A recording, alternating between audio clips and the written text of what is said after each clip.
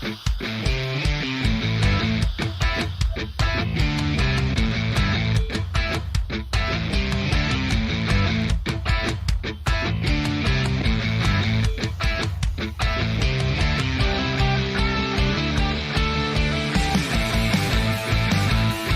I the only one dancing? Yes, usually. It's okay. Hello, everyone. Welcome to Cut the Shit, Cue the Genius, and happy Thursday. It was really nice and sunny here in Boston, and all of a sudden it looks like it's going to snow or hail or storm. So I am super lucky to have Ken with us on this episode of Cut the Shit, Cue the Genius. Michelle Bruno and myself have really hard questions for you, and I've actually teed it up on LinkedIn to have everybody else ask you the hard questions. Perfect. So, and this is your moment where, and I'm sure no questions are hard for you because you love, oh, thank you, Sheeta. So, but Ken, for those that don't know you, can you please introduce yourself? Yeah, so my name is Ken Holsinger. I actually today am in beautiful Washington, D.C., I tried to find a corner where you could see the lovely Potomac behind me, but what you have is the park. But I am a Senior Vice President of Strategy for Freeman. Put simply, I work with amazing clients all over the world. I love what we do in this space because we get to do something different with different industries every day. So I appreciate that. I don't know whether I'm the shit or the genius, but we'll figure that out as we go. We're going to find that out in the end of the show when we compare kicks. So right now you're the shit and the genius. Okay. So well, but what I love about what we do is it's almost like that. I stayed at a Holiday Inn last night. Like yesterday, I met with a great group of people that manage business aircraft. I met with an oncology group. I met with a tech company, et cetera. And that's what I love about our industry, right? We get to do a little bit of everything, and it's exciting every day because it's just different. I love to learn, and I love to research, which we're going to talk about today. But it's a fun job. Love it. Yeah. So Bruno and I have some questions for you, and I think our geniuses are also going to be asking you questions as well. Mm-hmm. Bruno, you start off. Well, I guess we can talk about why Freeman is doing this. What's behind this, this nugget of information. I know you acquired a research company, so it's kind of like getting a new iPad where now I have to use it. But what's no, I think Freeman, through the acquisition of what you're referring to, which was a company called Exhibitors we bought about 8 years ago. We continue to do research on our clients' behalf, obviously Net Promoter Score, the typical stuff that you see in the industry. Mm-hmm. But during the pandemic, I was compelled by a couple of things that kind of spurred the current research trend that we're on, which was, frankly, there was a lot of angst, of course, what's going on. Here we are in late March of 2020. Things are shutting down, businesses closing. And I started to look at what was happening in the industry with industry research. And most of that was stuff they were asking us, those of us on this call, the organizers, planners, et cetera. What do we think? When are we going to be back? What does this look like? And of course, we were all, frankly, blinded by our own need, right? We needed to get back to events, and we're going to be back by Easter. I remember that conversation.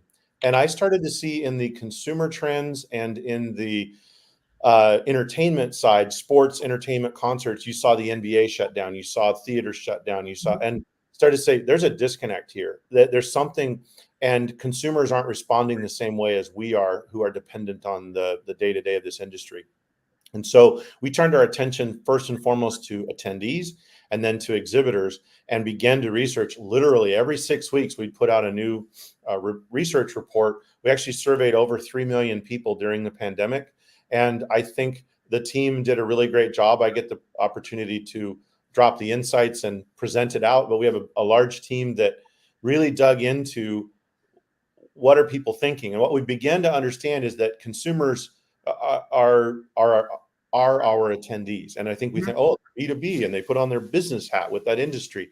And that's just not the case. And so we discovered that this type of research in our industry was unique.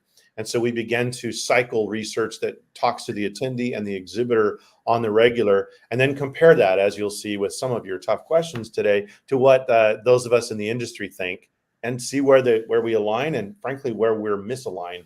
And that has taken on a life of its own. The research is the biggest part of my job now, and presenting it, talking to others, getting insights, and trying to drive the direction of where we as an organization need to go, and clearly try to help the industry where we can.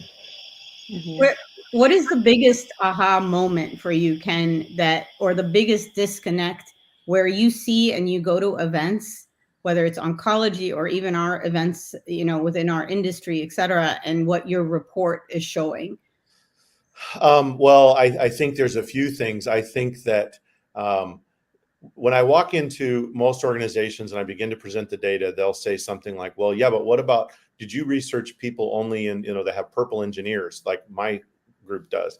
And what we've learned with now over 5 million respondents in our research is that the first hat we put on, whether it's addressing technology, whether it's addressing the event environment, et cetera, is our consumer hat. Our industry lens isn't, it's the punctuation or the context. And often we in the meetings industry focus so clearly into the B2B piece, we forget that consumer's experience with technology isn't event technology, it's tech. It's how they use it every day, the ease of use with Amazon and Google. And so that's their comparison. And we're like, well, that's not fair. It's event tech. Well, no, they don't care. All of those kind of learnings show us that we need to be looking more at consumer trend, in my opinion, and have a lot of data to back that up. And we often look at it only through the events industry or the industry that we're serving. And we don't pull the lens out and really look at, these people are consumers every day, and we need to be thinking like consumers and attracting consumers. Okay. Yeah, that's so true. I find in other work that I've done over the years that our constituents are more swayed by what they can do on Amazon and what they can do, just online and in their daily lives than they are at a trade show, which is not a lot compared to the experience they can have outside. Yeah. So we're up against a lot. It's a big nut to crack. And I don't know that we're doing a really great job of doing that. I think we have to get out of our own way. And Dahlia, one of the questions you asked me earlier, if we pull up the slide that I have here, I think is probably the best example of this disconnect. And there's several of these in the most recent report, which, by the way, we'll give a QR code at the end for people. They can go get the reports. This is an example where we asked the attendees, what are your top 3 factors that positively influence your experience? And what you can see, and the report digs into, you might say, well, 64% immersive experiences, what does that even mean? I'll read the report. There's a lot of unpacking there, but personalized, customized agendas, that's becoming more and more of an expectation for planning. And just basic event app calendaring isn't really making the cut. And I'll use an example in a second. It wasn't just tech, but that's what fits on my slide. It was tech that's easy and makes my experience more enriched. That's a very specific type of tech assessment. But the difference that we began to see here is kind of this right versus left on the slide. You can see that we pulled up across the top industry publications, the various topics, and you might expect where I'm going with this, but things like wellness activations, et cetera, took the dominant conversation this last year in our industry. Everybody was talking about it. Yet you would see here that it almost looks like the attendees don't care. And I'll put an asterisk on that, but I wonder what your thoughts are when you see this for the first time. What do you think when you see what seems to be a disconnect between what attendees want and what we in the industry keep talking about? Right. So the first thing that comes to mind is us as industry professionals. We rely so much on buzzwords and on the word trends. And when wellness last year and even this year becomes trendy, this is where everybody sort of says, we got to do something that has to do with wellness, not really digging deep into their event participants or their stakeholders on exactly what they want. And wellness is so broad. It's the same, Ken, as when you say about tech. where it can take different shapes and forms and formats even, so you can have a wellness lounge, you can have meditation, you can have a 5K at 4 a.m. in the morning, which I have never done. Not even for Terrence Donnelly, God love you, but we're going to no. talk about sneakers here in just a minute, Dahlia. Well, but yeah, okay. They're apparently not running shoes in our world, mine or yours. Yeah. So let me reflect for just a second, because I think you're absolutely correct. But let me give a little nuance that even shapes the question that Michelle asked me earlier, and that is that I think we have to recognize, like a topic like wellness, we are in one of the most stressful jobs in the industry. We love to tell everybody in the workforce, and we love to tell everybody that, and I'm one of them. It's one of the top 3, top 5 most stressful jobs. Mm-hmm. So what's important to us as wellness? So for instance, when we launched this report, we were at PCMA together, and at PCMA, Freeman's booth was a wellness spa. And you might be like, well, that sounds like a disconnect. Your research says this. No, but what we looked at was within the audience that we were targeting, wellness is clearly an activity that people need. And in our industry, because of the level of stress and what we've gone through with the pandemic, et cetera, let's zone and let's create the wellness opportunities, et cetera. But that's an example where if we then push that out on all of our clients and all of their needs, we're not assessing what they need the most. And so my advocate on the learning from this isn't to stop having puppy lounges and yoga. It's that we need to first and foremost listen to our audience. And second, and I think this is a cue for almost everything we're talking about on these reports, is that what you win them with is not always what you keep them with. And what I mean by that is, I think we can all agree that nobody buys a plane ticket, flies across the country for 5 days for Tuesday morning yoga and a puppy lounge.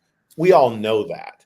But often the volume of how we advertise those things to the customers is almost like, come and join us for these things. Right. And that's not what I'm not going to disrupt my life to go do those things. It enhances the event while I'm there. But I think we have to begin as planners to begin to separate and say what attracts them to come to the event and make that decision versus what enhances their experience that I know is a good design element that creates an environment. Well, so it's not one or the other. Yeah. And it impacts the way, like you said, prioritize the elements depending on that journey that they want to take within your event, as well as, if it's a priority for them. So like, what Lori and Cindy were saying, that there's wellness lounges, et cetera, or even puppy corners, but from a marketing perspective, it's not the top thing. And it's the same in technology when we talk about interactive or immersive or hands-on, which was also in your report. Like what we've seen with some of the activations that we've done in conferences, we don't see a lot of people sitting down wanting to hear about the theory of why AI is so great or why AI gives you wings. Yeah, like the they want to see you in it. They want to see how you put your prompts in ChatGPT, or how you do a presentation more productive, right? Exactly. What are the outcomes that it creates? Exactly, but that changes everything. That changes what your potential attendees are coming in for. That changes the format and the design of the labs, if you will. Yeah. The innovation zone. People have these buzzwords. Hey, Nick. Elements of an event determining if it's the sizzle, steak, or seasoning. What kind of coffee are you on this morning, sir? Makes me hungry. I know, but that's alliteration, Bruno.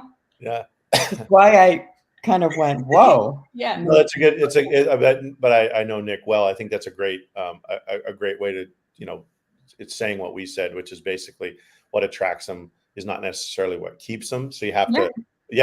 I think we have to begin to separate when we do research. This report is what we would call intent research. And intent research is, what do I intend to do? How do I intend to spend? How do I intend to deal with my time? What we're used to is what I would call Yelp research, which is the survey afterwards, which is really sentiment research. And often the people that respond to that and shape those conversations are either our biggest fans or our biggest haters, right? Yeah. It's the Yelp. You get the ones that, I created balloons. How's that? So at the end of the day, I think we have to separate those things out, and we measure intent. And Nick didn't know we were going to call him out, but we measure behavior, what's happening on site, and what are they actually doing with that intent, and then how do we reflect afterwards the enhancements that we made that increase or enhance their sentiment, and then we balance all of that. We can't just do one of those components. So we try to come in with the intent. You work with behavior, with technology and various things at the event, measuring what's happening. And then we use survey methodology to reflect the sentiment afterwards. And it's all of those things put together that create a research framework.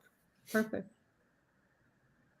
So Ken, I had a couple questions, but one of them was about these norms that we have had forever. Organizers don't like to give out the attendee list for various reasons.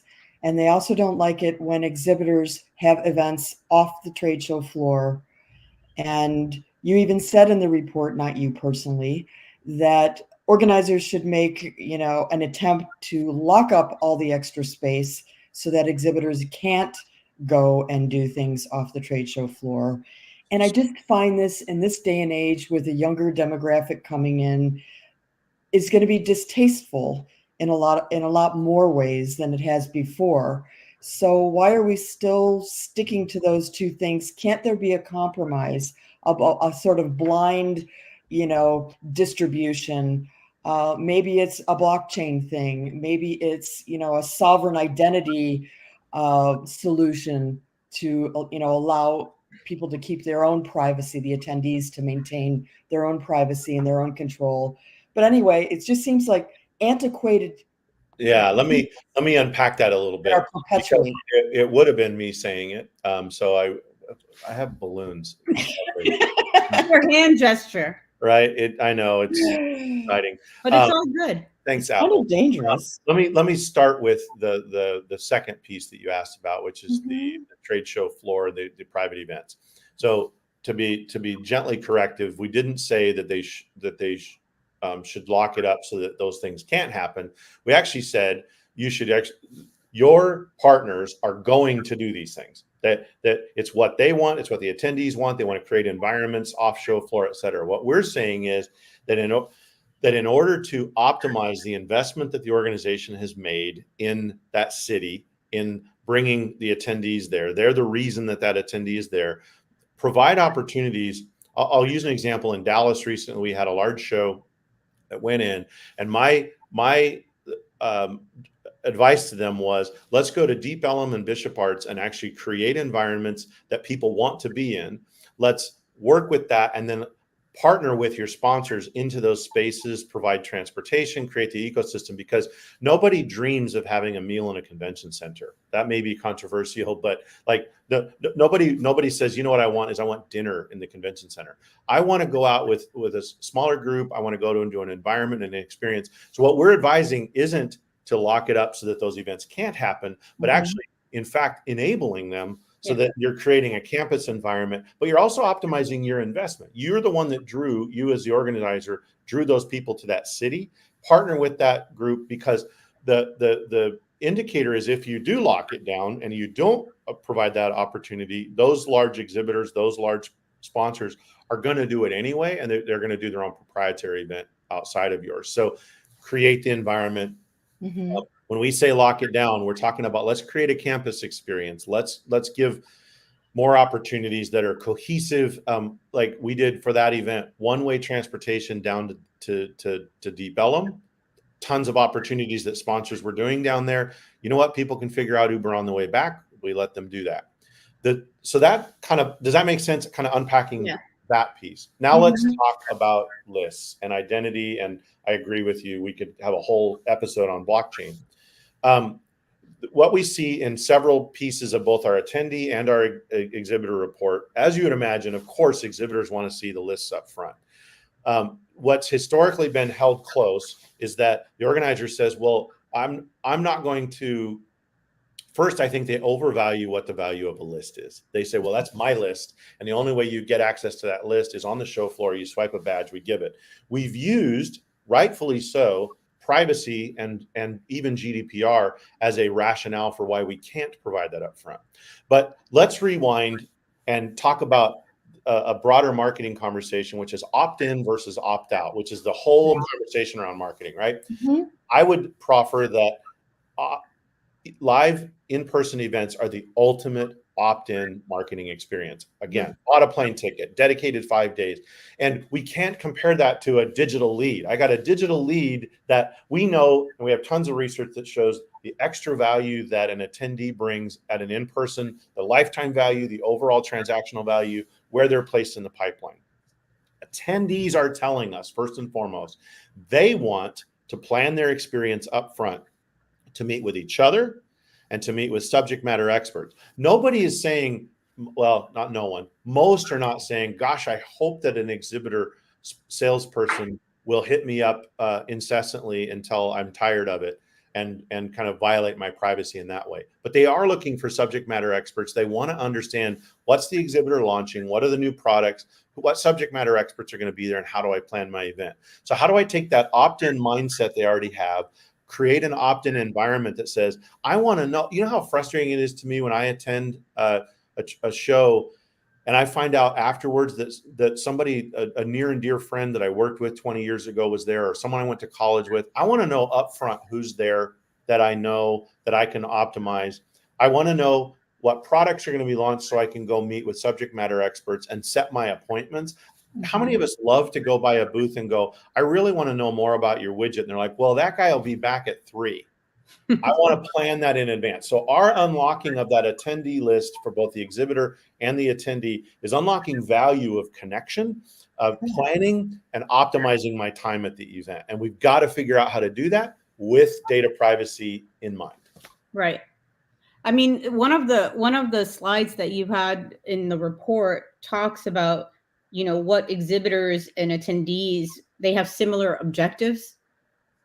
And what does that look like in future shows? Because I think what's happening right now is a lot of event profs are super tired, not as there's not enough energy for creativity, right? And the redesign for conferences or content or journeys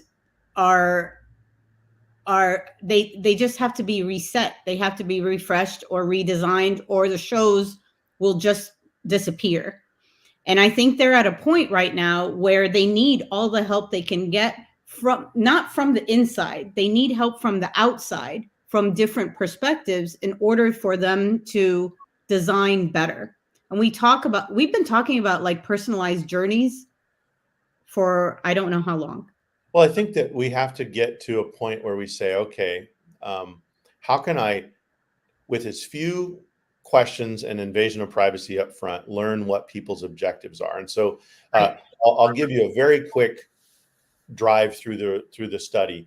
Basically, we believe first and foremost that we as organizers, as whatever aspect of the industry we're in, we really can't complete the ROI framework for an exhibitor or a sponsor. And that's somewhat controversial. I've been challenged on that, but let me give you what I mean by that. That the reality is there's 2 missing components to doing that. And I get to this to talk about design. There's my balloons again. Basically what's missing is the T&E that the exhibitor sponsor brings to the table, which is usually about 30% of their expense. And what's also missing is the pipeline. I don't have access to the CRM to see what they closed at the back end. So I'm missing 2 major integers, if I'm a math geek, to my equation. But what I can provide, if Corey can pull up the slide I had for a second, is I can understand what their objectives are. And so what we began to study in our reports is, why do people come to events? They come to learn, to network, to have fun, and to do business. We've built a framework after that we're open sourcing. This is certainly resources from Freeman, but take it, let's go as an industry. We say that people come for one of these primary reasons. And what was interesting is that as they begin to choose those objectives throughout the event, we began to see that really quick profiles emerge. So imagine asking a question, and we've been doing this on our reg, that if you were to tell me, attendee or exhibitor, what is your number one goal at the event? because unmet expectations are where lack of sentiment or bad sentiment comes from. So if upfront I say, I really am here to learn, I should be able to put you on a path in my learning journey based on your learning journey, where you're at in your workforce career, a few other very brief things, and give you a journey quickly to build a persona towards personalization.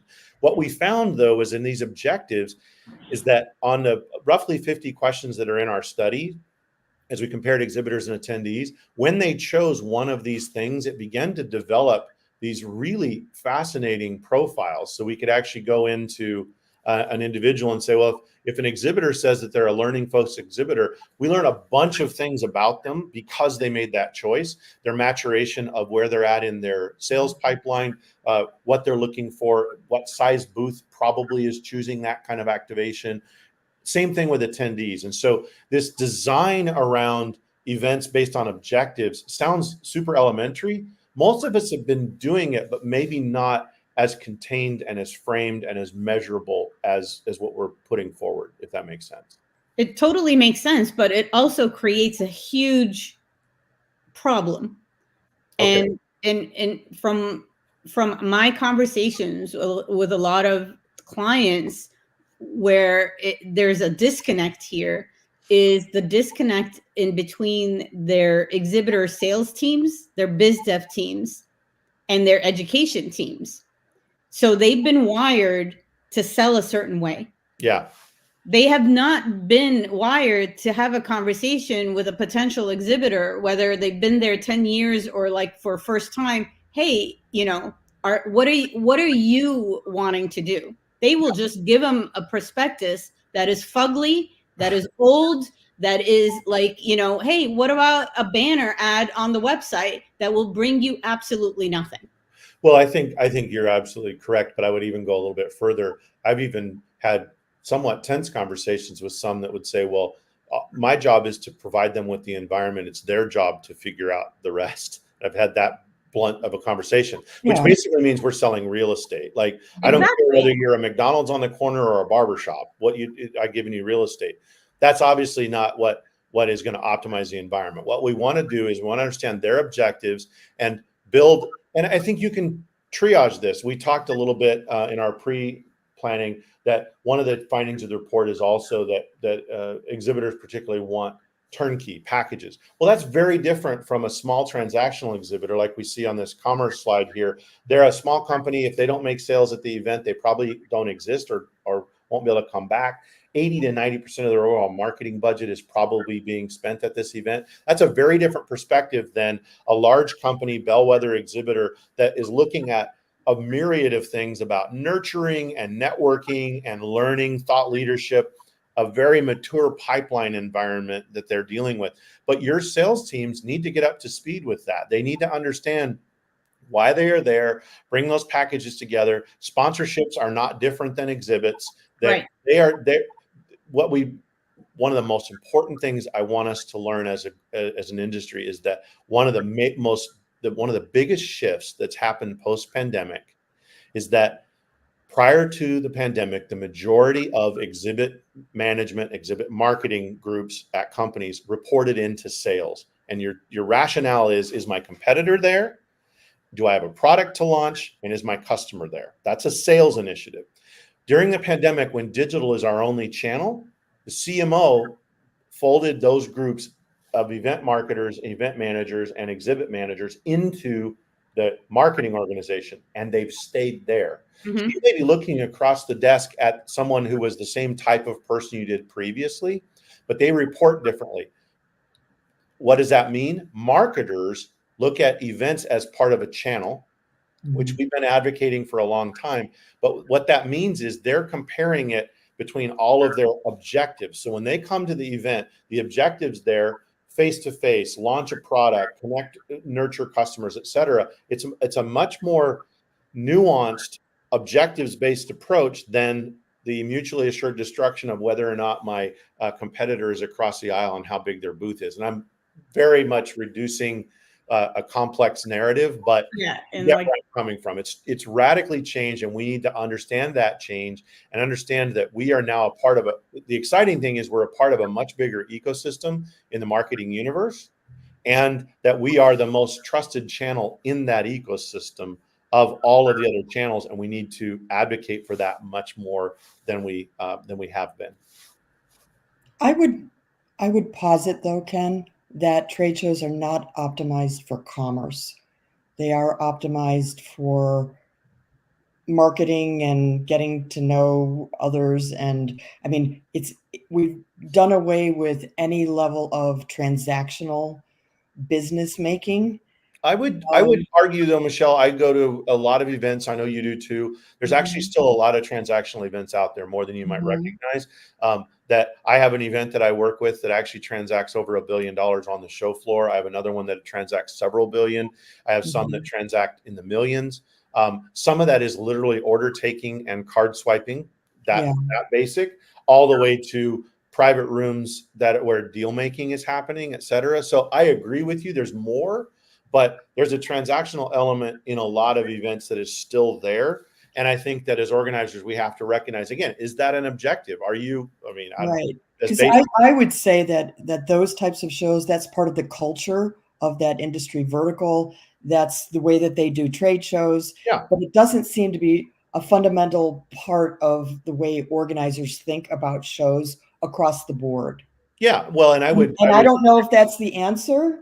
But, I was looking at your slide that says that exhibitors are there for commerce, but I don't feel like most shows optimize their shows for commerce. The surprising thing in the report, though, is that only a third of exhibitors said that they were there for commerce. They actually, that they tied with networking, and then learning was also a big component. So that there's a much more mature, layered approach to the opportunity. And what we saw was that is the smallest exhibitors are there to make deals. And that's the commerce choice. The larger exhibitors are there to nurture their pipeline. And that's that networking choice. And the biggest exhibitors are there to influence and give brand impact, which is exercised through thought leadership, through speaking engagement, through that high-level content exchange. Absolutely. Yeah. So real quick, because I know we're running out of time and everybody's here to see your kicks, but what do you think of like size of show? The signals that you've seen in your report and in your research, there's thought around that shows might get smaller, big shows might get too big, and there's a change in that. What are your thoughts? So I'll say this carefully. The events that Freeman researches, when we say small, medium, and large, I'll give you the quick context. A small event is anything under 500 people. A medium size of event is 500 to about 5,000. And then a large event is 5,000 to about 50,000. Then we have mega events. That's the Freeman context. To be clear, in the meetings industry, the bulk of the events are down in the under 100. If we talk about the overall meetings industry, understand that our lens is really in that the categories I just gave. There is a lot of conversation. In fact, I was pulled into one online yesterday about whether or not are medium-sized events shrinking, and are we going to mega events and small events? The data is not showing that. The data across the ones that we study is actually showing that there's a couple of verticals that are still struggling. Healthcare and tech are still struggling from the pandemic. They may be at their new normals because some of their business model has been disrupted. But I think that there is, if I was to look at the future of where curation is going to be, I think you're going to see a higher quality event emerging in the middling, medium-sized, small range. The 500 to 2,000 person event is going to emerge as the place where we can truly create the most personalization, the most optimization of the networking environment, et cetera. And then there's these mega environments that are emerging where at scale, I can provide a lot of things because of the scale of the event that I couldn't provide as a smaller. Does that make sense? You're going to see some of those shifts, but I think I would encourage that to happen. It's not naturally happening yet. I think we in the industry want it to, so we keep talking about it. The data is not showing it yet. Can I just ask one really quick question? Anecdotally, I'm hearing that booth size is shrinking. Yeah. Do you see that? It shrunk in 22 and a little bit in 23, and it's back up in 24. So late 23 into 24, we're seeing so we look at it based on both booth size and net square footage of overall shows. And we're actually seeing some norms return to where they were but you got to remember that booth investment lags attendance by a year. So when we recovered in 21, the exhibitors come in and the attendance wasn't recovered. Attendance was in the 30s to 50% of where it was previously. They look at that investment, that reflects in 22, right? So it takes a year for that now that we've seen in excess of attendance, 120, 130% in some industries, now in 24 and 25, that investment in square footage and booth is coming back in certain segments. But doesn't that work against sustainability and budgets being cut and, like booth size increasing? Doesn't that go against That's a other whole recession in the last yes or no answer, Ken? No, I'm kidding. Yes or no? Yes or no? No. I mean, I think that I don't think that size necessarily has a direct sustainability quotient. I think there's certainly things we need to look at. I've seen small events and small booths that have a much higher footprint than they need to, and vice versa. So if a small exhibitor is handing out a whole bunch of plastic cheap swag, they may have a bigger impact than a large exhibitor that has a much more thoughtful, connective environment where a lot of business transactions are taking place that would have normally taken a lot of plane flights. They've created an environment to condense all of that and optimize the space. So and are you seeing what else are you seeing, like related to your report or otherwise, in regards to registration pace? How's that looking? Or controversial topic, because there's a feeling in the industry. In fact, I'll be talking with an industry leader next week that is proffered out that it's much shorter and it's registering later. Here's the nuts and bolts of it. Prior to the pandemic, at 5 weeks out, which is about halfway through most registration cycles, about 50% have been registered. That's where we're at today. It's almost to the week.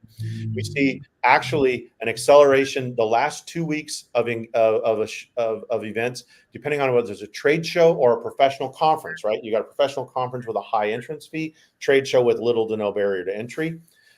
They had respectively, professional conferences were about 90% registered with 2 weeks out. That's where they're at today. Trade shows are where there's a little bit of fluctuation, where there's lower barrier to entry, but it's like 2%. We went from 14% registered in the last week. Currently, prior to the pandemic, it was at 12%. That's within margin of error most of the time. Right. So does it feel different? And are there choices being made? Certainly, but not enough in the data to show at most events. We track about 200 events in what we would kind of consider an index of spectrum of industry and everything else. It's a very disciplined registration. Most of what's being thrown about out there of this late registration was reflected in 22 and early 23. We're currently back to almost norms. And I would really caution that a show or three does not a trend make. That's why we do the research. Cool. Bruno, you have any questions? I got one more. This all-in-one booth package. Yeah. In the report, almost 3/4 of your respondents want some sort of all-inclusive thing. Is that speaking to they want costs consolidated? They just want to know everything up front?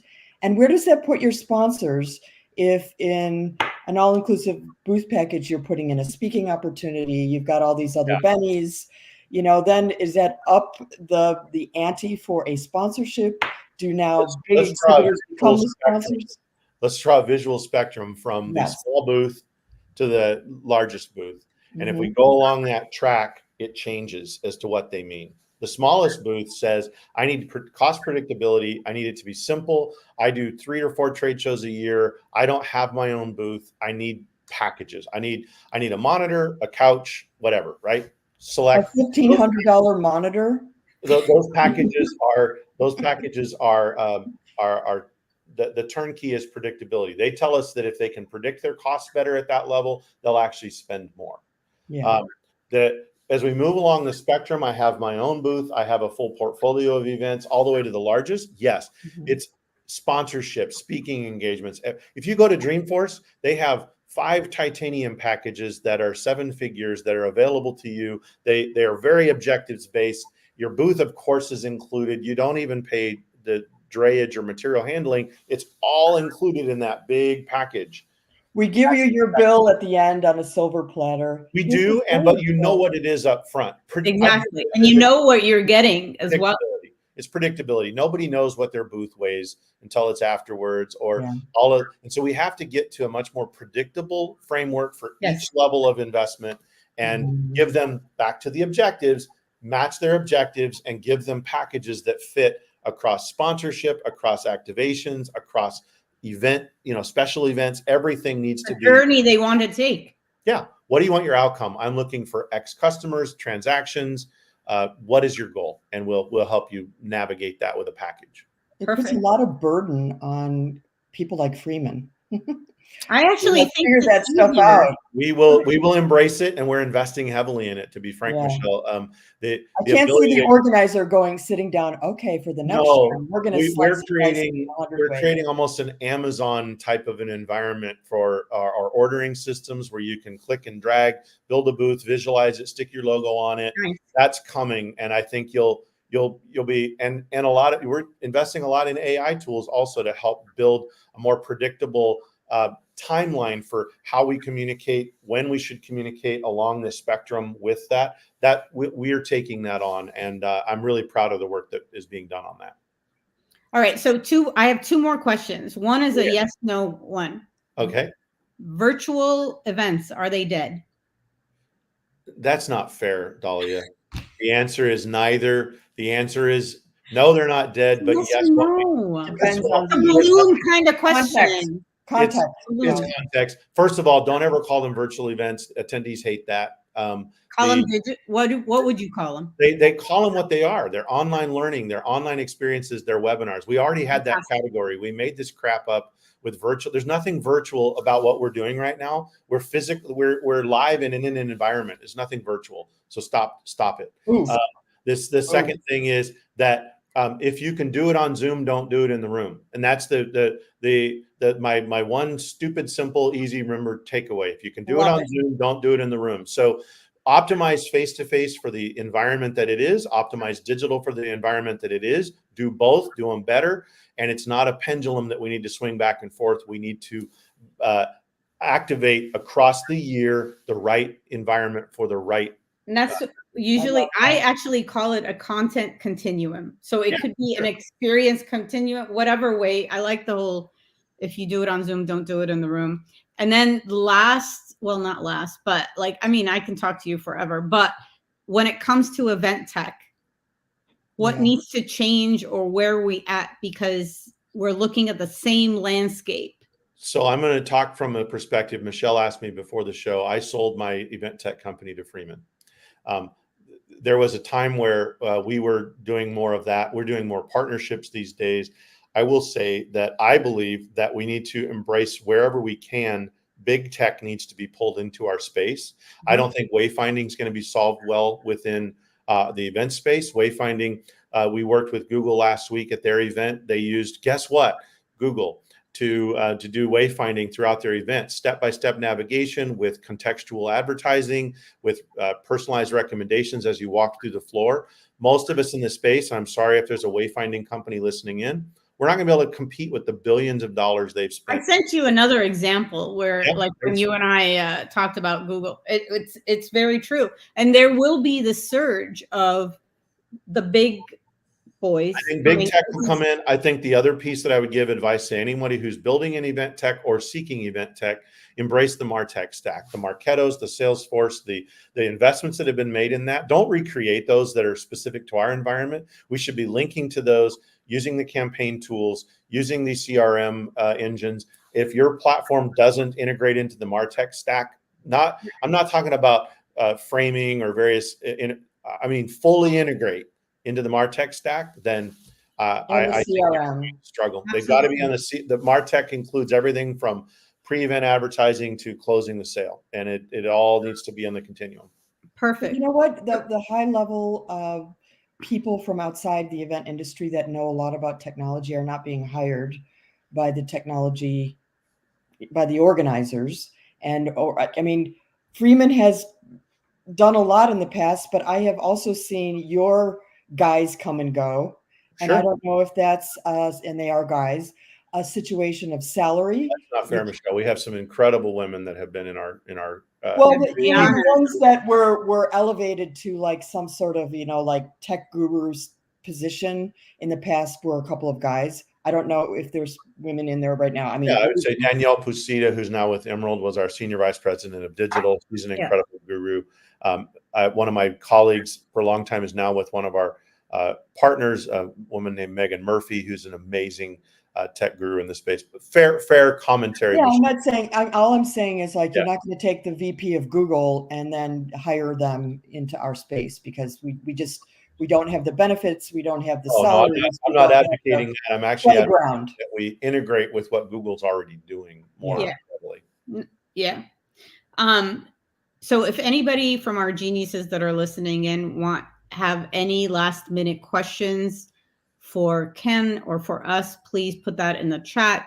Marin integration is the name of the game. It's always been the name of the game. It just depends on who does it better, when, and faster. So Ken, thank you for being with us. I don't know if any questions will come in, but the moment of truth is here where you get to show us your Okay. So Dahlia has challenged me on a number of fronts. And if you know me, if you want to go to my Instagram profile, it's just at Ken Holsinger. You'll see a video of my shoe closet. So shoes are my thing. I have about 150 pairs, primarily Nike. So Pumas may rock, but Nikes rule. So but I came armed today. So what we're going to see, and pardon the seasickness here as I get my camera. Yeah. Sorry about that. So what we're going to see here is not fair for anyone. These, you can see these are the OG. So I brought some game. These are the 85 OG retro Air Force Ones. These are called the Lost and Found edition. These have a Michael Jordan autograph. These are the original. When you watch the movie Air, these are the shoes. So bring what you got, Dahlia. They may be cute. They may be cool. All right. Not the OG. Okay. Well, yeah, I know that you brought the OG. So I got don't strain anything. I got my cheetahs. Those are cool. My Pumas. All right. And these are even cooler. Oh, you wore two different pairs. That's not. What is that? Well, I knew that I'm against you. Like we compared shoes. I should have brought you in my shoe closet. I travel with about 4 or 5 pairs of shoes. Didn't you not get your luggage last week? I did get my luggage. Oh, okay. After the show, though. I was terrified. I had 5 pairs, including some really rare off-whites that were in that. But this has been fantastic. We can wait a minute. Is there a vote? Oh yeah, you put that up because they need to get this. Yeah, so this is the QR code for the report. And if you guys have time to vote, you can vote for the OG fine shoes that Ken has, or like the cool Pumas with this cool Puma here. And this has been Love the Kicks, Rhonda.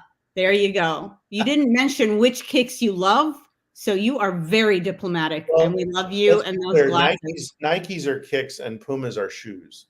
Oh my God, that is another session altogether. Why do people even wear shoes? And you know what we should do at an industry event? We should have a kicks competition. Let's do it. Let's bring it. I think people would love it. My friend Adam Levant has purchased Complex Con, and they're going to be kicking it to Vegas. I'm going to be with him in Vegas soon. So let's go to Complex Con, which is the ultimate sneaker show. Yeah. And throw down.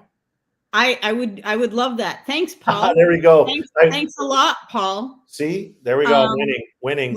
Love you too, Paul. So this has been fantastic. And thank you again. Everybody, you got to download this report. You got to study it. It is full of amazing insights. And it truly needs to be the game changer for a lot of shows going forward. I'm just going to put it out there. You may not win with your kicks, Dahlia, but you and Michelle win on everything else. So thank you for having me. It's been a lot of fun, and I always enjoy. I've had conversations with both of you for years, but this has been a lot of fun. Thank you. Thank And we will you. see you next Thursday, and have a wonderful weekend. Ciao, everyone. Thanks, guys.